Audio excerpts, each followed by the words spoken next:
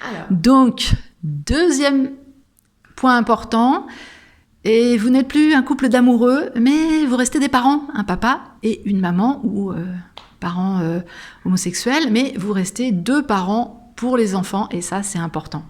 Oui, c'est très important parce que l'idéal pour vos enfants est de garder un minimum de communication. Pour la passation des enfants, notamment lorsqu'il y a des résidences dans toutes les modes de garde en fait, que ce soit un mode de garde classique, donc résidence habituelle chez l'un, droit de visite et d'hébergement le week-end, un week-end sur 2 chez l'autre, élargi, garde alternée, vous avez les mêmes droits et les mêmes obligations. Le mode de résidence qui est défini entre les parents ou par le juge est différent de l'autorité parentale. Vous gardez l'autorité parentale conjointe, sauf cas exceptionnel, malgré le fait que vous n'ayez pas forcément vos enfants au quotidien avec vous. C'est-à-dire que vous avez un ensemble de droits et de devoirs les mêmes pour les 2 parents. Il n'y a pas la mère ou le père qui a le plus de droits ou de devoirs que l'autre. Ces droits et ces devoirs sont faits dans l'intérêt de l'enfant uniquement. C'est ce qui est pris en compte par le juge. C'est l'intérêt de l'enfant. Donc ça va être d'informer l'autre parent des décisions qui vont être prises pour l'enfant, notamment pour les grandes décisions, sécurité, éducation, santé, école. Enfin, c'est toute une série de décisions dans les divers domaines qui régissent la vie de vos enfants. Il va falloir prendre ces décisions et tenir l'autre parent informé, voire prendre des décisions conjointement, notamment en matière d'opération, par exemple chirurgicale, où les 2 parents doivent être consentants à cette opération. Et c'est là que la nécessité d'avoir une communication minimale correcte pour vos enfants est importante, c'est-à-dire une transmission des éléments carnet de santé, papier d'identité à chaque passation des enfants, et également dans les différents modes d'organisation et parfois des empêchements que l'un ou l'autre parent peuvent avoir, cette communication permet d'éviter les différends.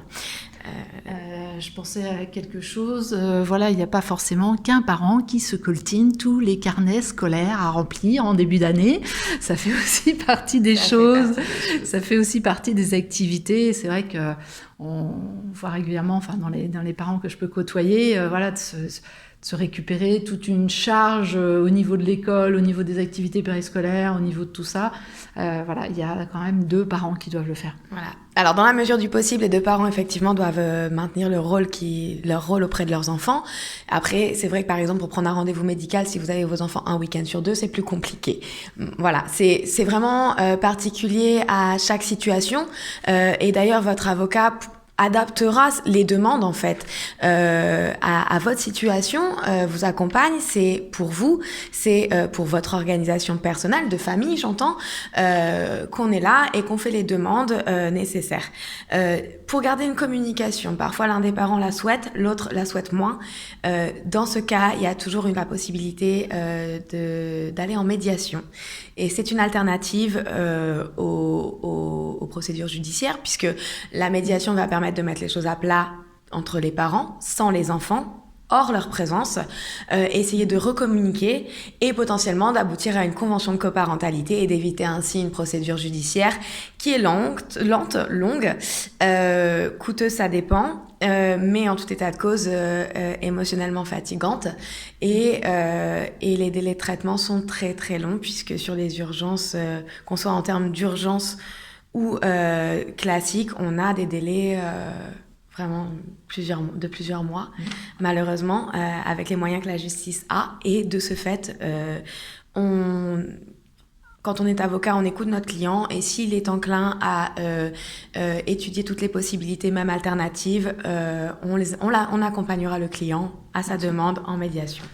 Et d'ailleurs, toi-même, tu es en train de finir une formation justement dans ce domaine-là, en médiation. Oui, exactement. Je suis en train de passer mon diplôme universitaire pour devenir médiateur. Alors, je ne peux pas être et votre avocat et le médiateur de la même situation, mais